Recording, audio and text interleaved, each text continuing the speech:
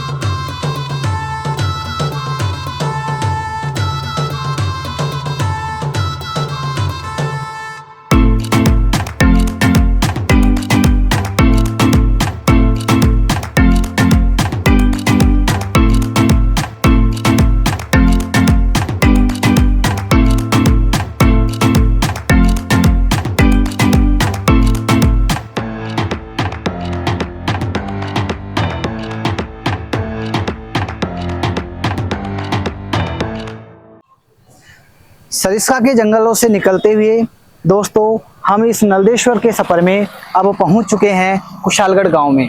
दोस्तों अलवर का जो प्रसिद्ध मिल्क केक है जिसे हम कलाकंद के नाम से जानते हैं वो इसी स्थान पर मिलता है।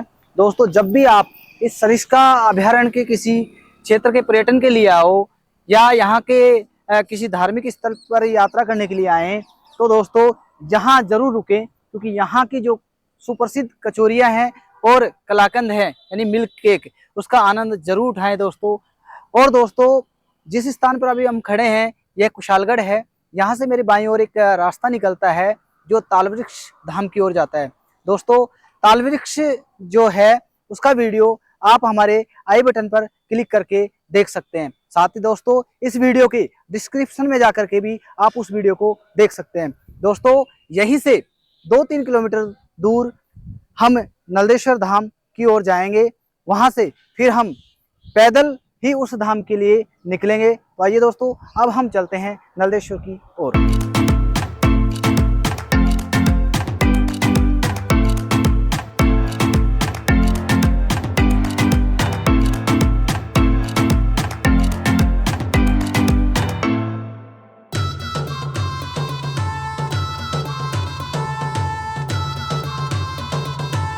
दोस्तों अब हम पहुंच चुके हैं नलदेश्वर धाम के मुख्य मार्ग पर स्थित नलदेश्वर जी की बगीची में। यह बगीची यहाँ के महाराज जी के द्वारा स्थापित की गई थी। दोस्तों यह जो बगीची है पहले हम देखते हैं, उसके बाद हम चलेंगे नलदेश्वर धाम की ओर। तो आइए दोस्तों सर्वप्रथम हम इस मनोरम बगीचे को देखते हैं। आइए दोस्तों मेरे साथ।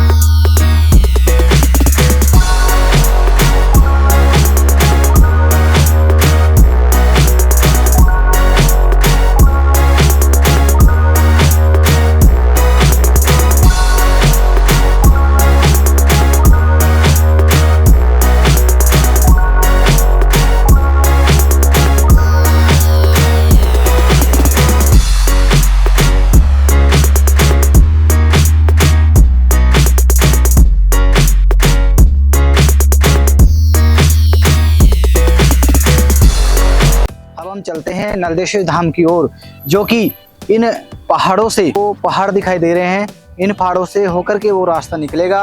दोस्तों पैदल ही हम उस यात्रा को पूरा करेंगे। उबड़ खाबड़ और पथरीले रास्ते को पार करते हुए हम भगवान शंकर के दर्शन के लिए वहां पहुंचेंगे। तो आइए दोस्तों मेरे साथ चलते हैं नलदेश्वर धाम की ओर।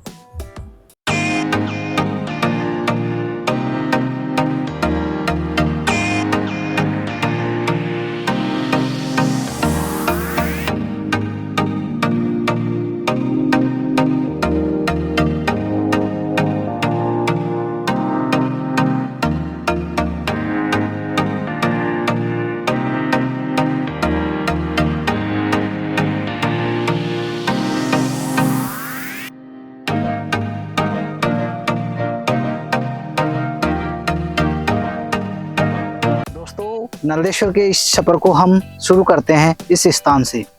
यह जो स्थान है, यहाँ से हमारा सफर शुरू होगा। दोस्तों ये जो आपको ऊंचा पहाड़ दिखाई दे रहा है, इस पहाड़ के पीछे नलदेश्वर जी का मंदिर है। दोस्तों इस पहाड़ को देखो, यह जो पहाड़ है यह नलदेश्वर के पहाड़ के नाम से जाना जाता है। लेकिन दोस्तों ये इसकी जो आकृति है वह हवा महल जैसी होने के कारण कभी कभार इनको हवा महल की पहाड़ियाँ भी कहा जाता है। इसके पीछे का जब दृश्य देखेंगे तो हम को ऐसा लगेगा जैसे हम हवा महल के सामने खड़े हैं। दोस्तों इस पहाड़ियों की जो लंबा ऊंचाई है वह 400 से लेकर के 500 मीटर के बीच में है। दोस्तों इस स्थान से हम जब नलदेश्वर की यात्रा के लिए निकलेंगे तब हमें उबड़ खाबड़ रास्ते मिलेंगे।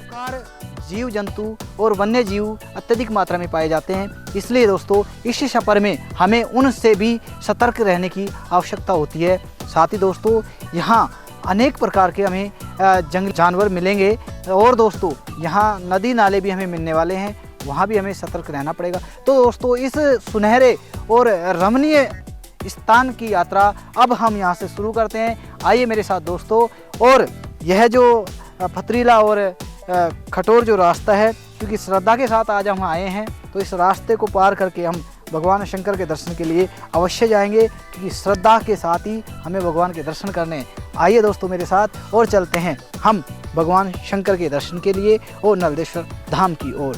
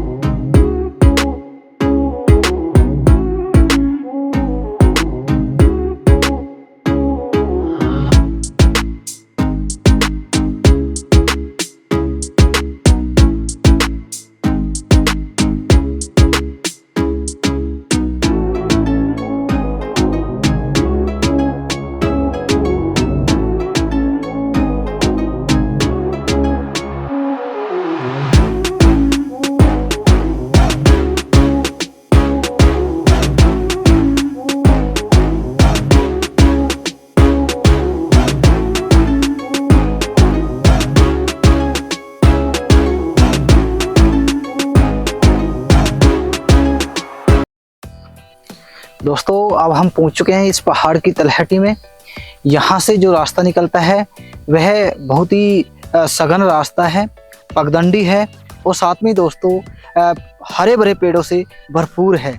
दोस्तों यहाँ अनेक प्रजाति के वृक्ष हमें देखने को मिलेंगे और दोस्तों सघन इन वृक्षों के और पगडंडी के रास्ते से हम निकलने वाले हैं। दोस्तों सफर शुरू करते हैं इस पगडंडी से निकल करके सघन जंगलों का। आइए दोस्तों मेरे साथ।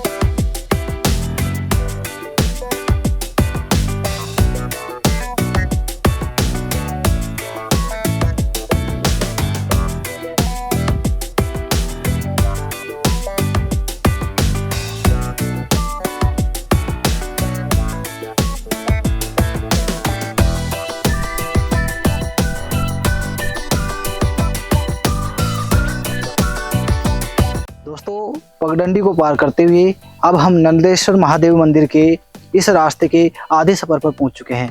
दोस्तों, इस जगह पर पहुंचने के बाद यहाँ का जो दृश्य है वो एक अलग ही मनोरम दृश्य है। दोस्तों, चारों तरफ से पहाड़ों से घिरा हुआ क्षेत्र है। दोस्तों, हरियाली यहाँ भरपूर मात्रा में है। पौधे इस क्षेत्र में पाए जाते हैं। अधिकांश के वृक्ष यहाँ पे देखने को मिलेंगे। साथ में दोस्तों, इन पहाड़ियों पर अनेक प्रकार की औषधियों के पादप भी पाए जाते हैं। दोस्तों, आप जिस स्थान पर खड़े हैं यह स्थान एक नदी है, एक दरिया टाइप में है। इसी से रास्ता नलदेश्वर की ओर निकलता है। दोस्तों, सावन के महीने में यहाँ यात्रियों की इतनी आवक होती है जिसकी हम अनुमान नहीं कर सकते।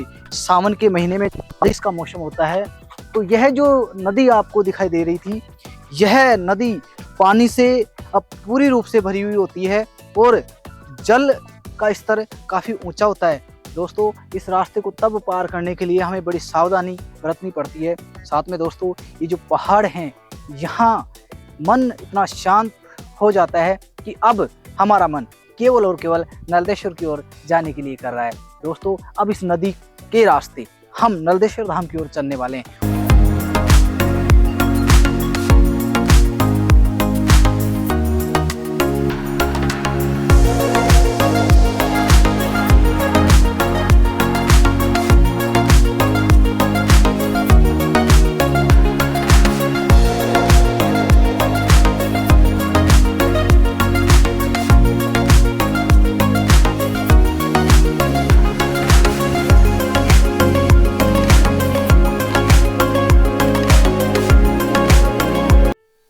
तो दोस्तों, अब हम पहुंच चुके हैं उस स्थान पर।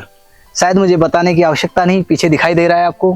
वीडियो के शुरू में मैंने बताया था कि यहाँ पर हवा महल जैसी पहाड़ियाँ हमें देखने को मिलेंगी। दोस्तों, देखिए क्या पहाड़ियाँ हैं, प्रकृति ने कैसी देन हमको दी है। हवा महल से भी सुंदर ये पहाड़ियाँ हमें दिखाई दे रही है। यह इस क्षेत्र की एक पहचान है। दोस्तों, इन पहाड़ियों की ऊंचाई 400 से लेकर के 500 मीटर के मध्य पाई जाती है। दोस्तों, इन पहाड़ियों से बारिश के समय में झरने चलते रहते हैं। और दोस्तों, एक खासियत ऐसा सुनने में आया है कि प्राचीन समय में हमारे तपस्वी परिवारजक पुजारी इस पहाड़ की ऊंचाई पर बैठ करके तपस्या किया करते थे। दोस्तों, जब हम इस पहाड़ के नज़दीक चलेंगे तो मैं कोशिश करूंगा एक महान संत का आपको त्रिशूल दिखाने का मैं प्रयास करूंगा। मेरी कोशिश होगी कि वो त्रिशूल मैं आपको अवश्य दिखाऊं।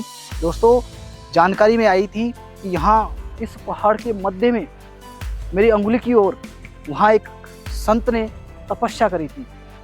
हम कल्पना भी नहीं कर सकते कि उस स्थान पर कोई तपस्वी कैसे पहुँच सकता है, लेकिन ये भारत भूमि है। यहाँ के संतों ने इस संस्कृति को बनाया है। इसलिए ये लगता है कि वहाँ किसी संत ने तपस्या अवश्य करी होगी, क्योंकि वहाँ त्रिशूल का निशान है।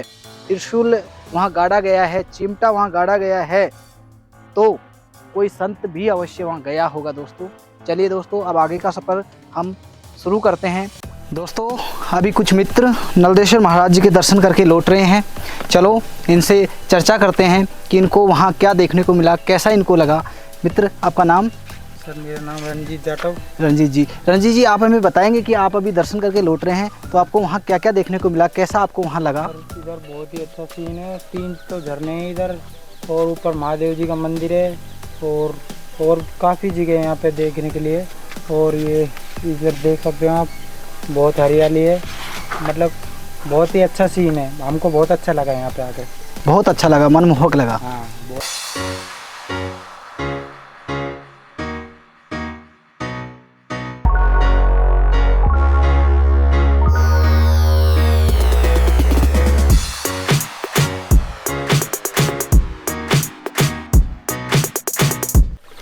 दोस्तों, इस नदी के हम बीच में खड़े हैं।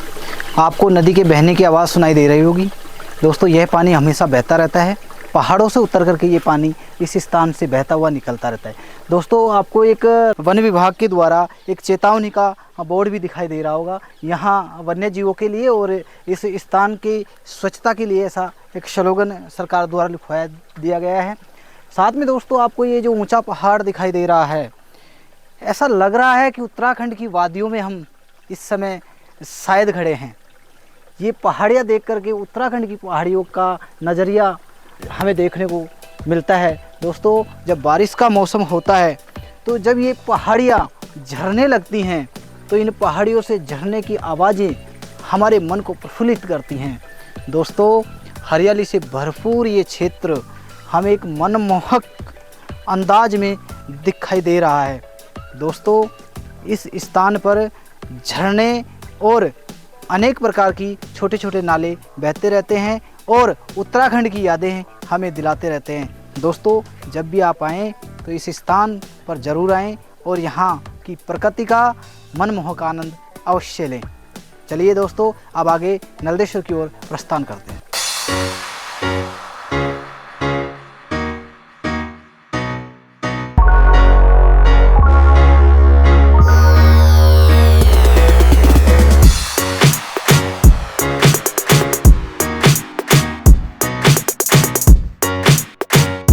दोस्तों इन पहाड़ों से गुजरते हुए अब हम पहुंच रहे हैं एक झरने के पास। यह प्राकृतिक झरना है, पहाड़ों से पानी निकलता हुआ इस झरने में आकर के बहता है। दोस्तों यहाँ आकर के मन इतना शांत हो चुका है कि अब यहाँ से जाने का मन ही नहीं कर रहा। दोस्तों इस प्राकृतिक झरने को देखिए, क्या छल छल की आवाज़ करता हुआ ये झरना बह रहा है। इस पूरे जंगल में पक्षियों की आवाज़ और छल छल बहते ये झरने और शांत वातावरण, शुद्ध हवा, यही मिल रहा है। दोस्तों जब भी आप यहाँ आएंगे, यहाँ के दृश्य को देख करके, यहाँ के वातावरण को देख करके, यहाँ की प्रकृति को देख करके आपके दिल मस्तिष्क पर एक चित्रण हो जाएगा इस स्थान का, नलदेश्वर धाम का, जो आप कभी नहीं भूलने वाले हैं। तो दोस्तों चलिए अब आगे की सफ़र हम तय करने के लिए चलते हैं।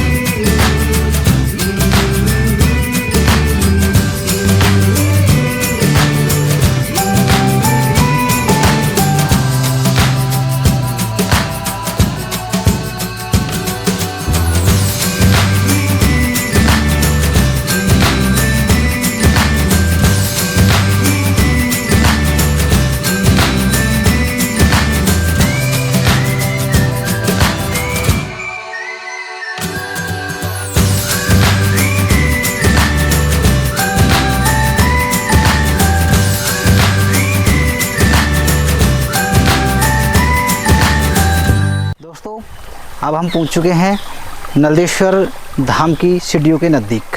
दोस्तों आपको पहाड़ दिखाई दे रहा होगा, इससे पानी झर रहा है। झरने के रूप में इस पहाड़ से पानी रिश्ता रिश्ता रिश्ता इस नदी में गिर रहा है। दोस्तों सामने आपको सीढ़ियाँ दिखाई दे रही हैं, इन सीढ़ियों को चढ़ कर के हम बाबा नलदेश्वर जी के वहाँ जाने वाले हैं। दोस्तों ऊपर चढ़ने से पहले मैं आपको एक बड़ा झरना और दिखाने वाला हूँ। अभी हम उस झरने की ओर प्रस्थान करेंगे जहाँ एक बहुत बड़ा झरना है। आइए दोस्तों पहले वो झरना देखते हैं, उसके बाद चलेंगे हम नलदेश्वर जी के धाम की ओर। दोस्तों अब हम पहुँच चुके हैं बड़े झरने के पास। अभी ये झरना आपको बहता हुआ दिखाई दे रहा होगा। दोस्तों सावन के महीने में जब बारिश आती है तो ये झरना अपना विकराल रूप ले लेता है। इस झरने को जब हम देखेंगे तो एक विशाल नदी के रूप में आपको दिखाई देगा। दोनों तरफ जो किनारे दिखाई दे रहे हैं दोस्तों, ये जल से परिपूर्ण भरे हुए होते हैं और पानी अपनी तीव्र गति से यहाँ से निकलता है।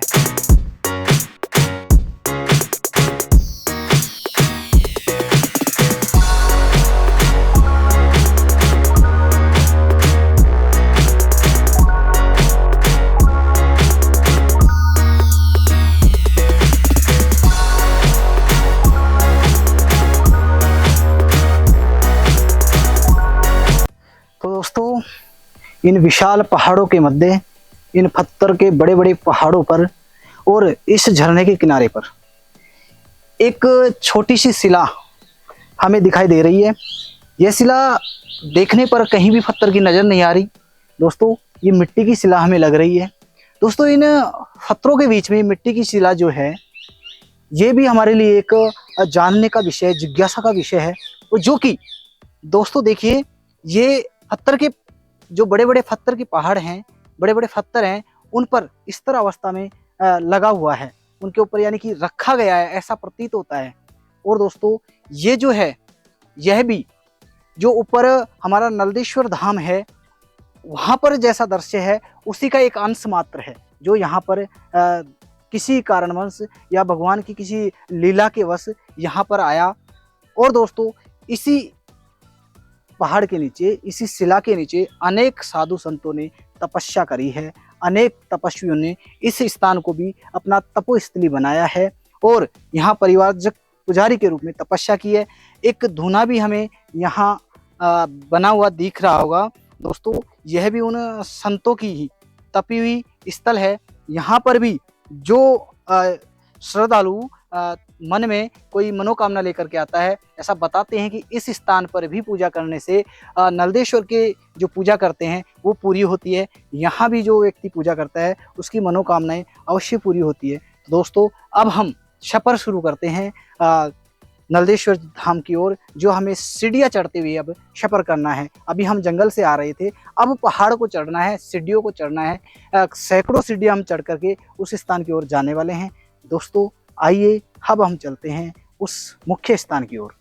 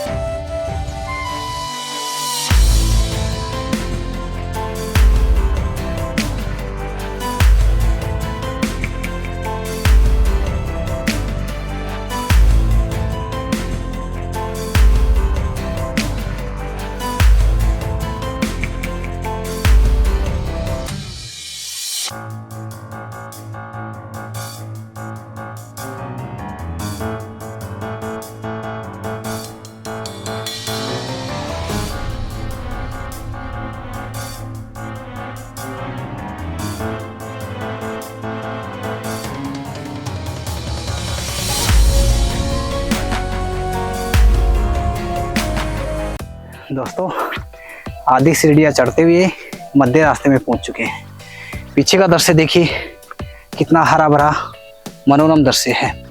दोस्तों, मौसम बारिश का हो रहा है, बारीक बारीक बूंदें आ रही हैं, पर चेहरे को देखिए, पसीने चेहरे पे दिखाई दे रहे होंगे, सांस भी थोड़ा बहुत फूल रही है, लेकिन ऊपर जाने का जज्बा है उसका कोई वो नहीं है।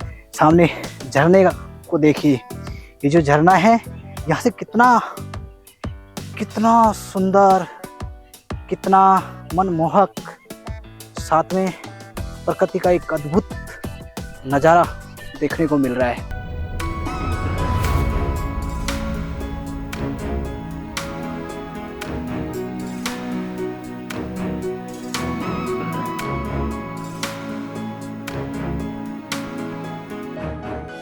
दोस्तों अब हम पहुंच चुके हैं इस पहाड़ के अंतिम छोर पर, जहां पर भगवान नलदेश्वर जी का मंदिर है। यहीं पर कुछ मित्र मिले हैं जिनसे परिचय करते हैं। हाँ भैया, परिचय। मेरा नाम विनोद चौधरी है, सराय कालेखां दिल्ली से। तो मेरा नाम रतन सिंह, कालकागढ़ी, नई दिल्ली। मैं इनसे पूछना चाहूंगा कि आपको हमारे इस प्राकृतिक स्थल पर आकर के कैसा लगा, क्या आपको जानने को मिला? जी, हिंदुस्तान में बहुत सी ऐसी जगह हैं जहाँ भगवान ने अपनी तपस्या की है। तो ये जो जगह है, राजा नल जो थे, उन्होंने जो तपस्या की थी यहाँ पे भगवान शिव की जी। और उन्हीं का ये सामने जो आप देख रहे हैं जी, ये लटाएं हैं और यहीं प्राकृतिक शिवलिंग है। और यहाँ पे जो है ना जी, भगवान शिव की जो आराधना की थी राजा नल ने, तो उन्हीं का ये मंदिर बनाया हुआ है जी। और पूरे जंगलों के बीचों बीच है जी ये। आपको कैसा लगा यहाँ? बहुत ही अच्छा जी, बहुत जो मतलब जो आनंद आया ना जी हम यहाँ पे, उसका मतलब वर्णन नहीं किया जा सकता। ऐसी अनुभूति होती है जैसे हिमालय में बैठे हैं। हिमालय में बैठे हैं जी, बिल्कुल बिल्कुल। दोस्तों अब हम पहुंच चुके हैं इस पहाड़ के अंतिम छोर पर, जहां पर इस पहाड़ के ऊपर जो गुफा है मिट्टी का बना हुआ है, जहां प्राकृतिक रूप से भगवान शंकर का शिवलिंग है और शिव परिवार भी है। और वहाँ पर जो प्राकृतिक गुफा है, अमरनाथ जैसा दृश्य हमको देखने को मिलेगा। तो आइए दोस्तों, अब दर्शन करते हैं हम इस स्थान का।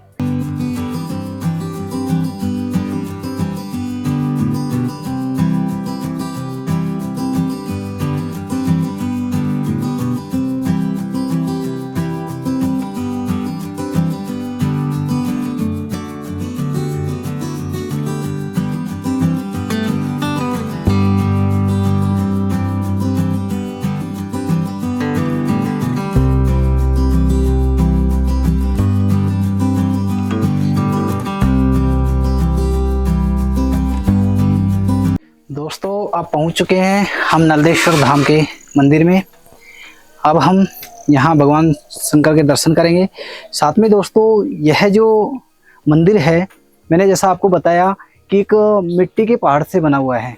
दोस्तों इस पहाड़ में कहीं भी कोई पत्थर नहीं है और यहाँ जो शिवलिंग है इसी पहाड़ से निकला हुआ है, इसी पहाड़ से प्राकृतिक रूप से बना हुआ शिवलिंग है।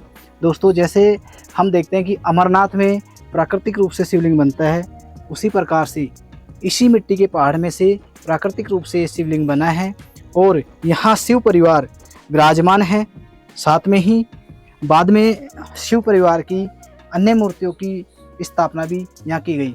दोस्तों इसको देखिए, यह जो पहाड़ बना है इसकी एक बहुत ही प्राचीन कहानी है। दोस्तों ऐसा बताते हैं कि सतयुग में राजा नल यहाँ आए और उन्होंने यहाँ तपस्या को दी।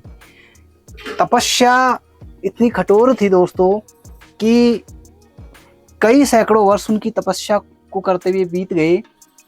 तब तक उनका जो शरीर था वो मिट्टी में परिवर्तित हो चुका था, यानी कि मिट्टी का बन चुका था। और वह शरीर तपस्वी होने के कारण इतना तप चुका था कि एक कठोर पत्थर से भी कठोर यह शरीर बन चुका था। भगवान शंकर यहाँ उनकी तपस्या से खुश होकर आए और यहीं पर विराजमान हो गए। दोस्तों यह जो नलदेश्वर धाम है हमें अमरनाथ जैसी अनुभूति प्रदान करता है। गुफा के अंदर विराजमान इस शिव परिवार का आप सब दर्शन करिए। दोस्तों शिव परिवार के दर्शन लाभ उठाइए।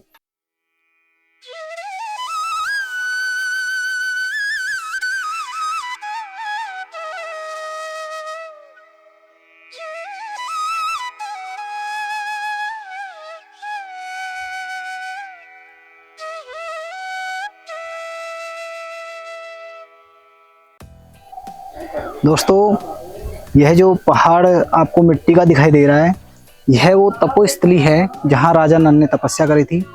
दोस्तों एक कथा आती है जिसमें कहा जाता है कि राजा नल जो थे वो एक राजा हुआ करते थे और जब उनकी शादी होनी थी तो वो एक राजकुमारी दमयंती के साथ होनी थी।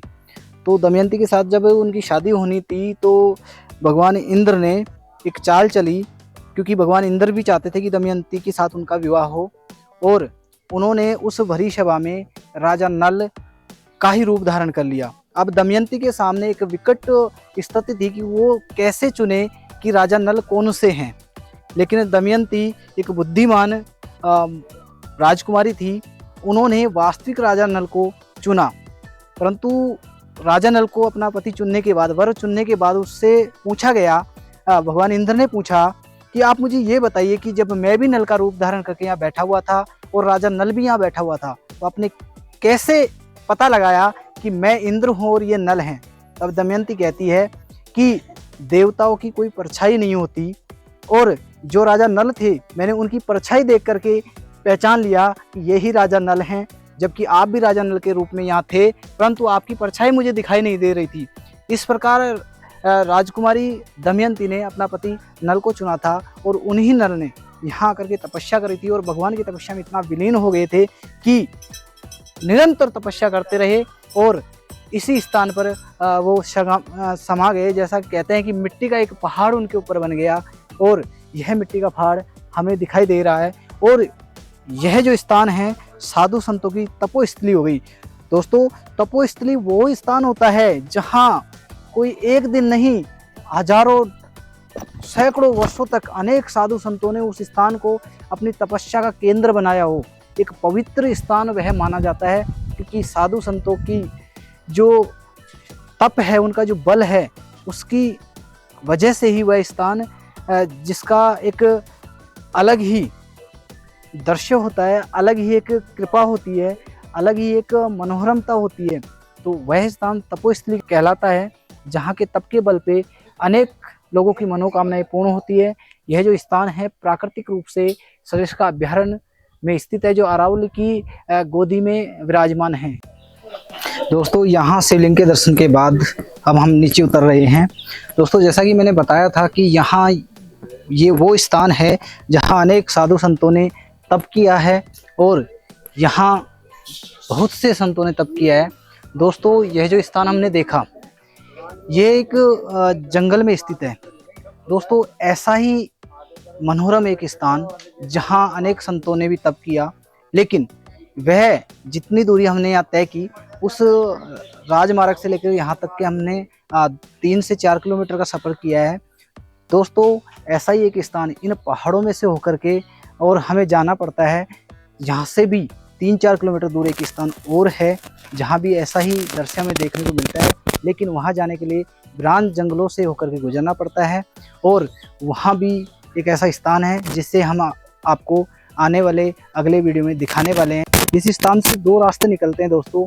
एक यह रास्ता है जिस रास्ते से अभी हम आए थे, ये एक लंबा रास्ता है, सीढ़ियों से होकर के ऊपर आना पड़ता है, साथ में नदी होते हुए हम इस रास्ते से आए थे। दोस्तों, दूसरा रास्ता जो केवल उतरने के लिए बनाया गया है, यह रास्ता पहाड़ के इस किनारे किनारे जाता है।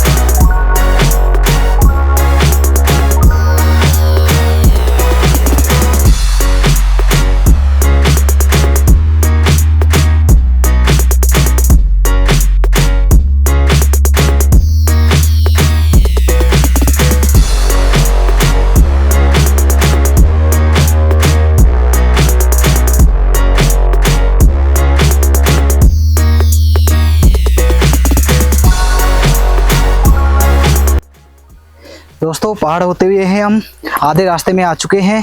बहुत वीरान जंगल है और बारिश भी बहुत भयंकर आ चुकी है। दोस्तों देखिए बारिश को आने के बाद पहाड़ के नीचे का नज़रिया।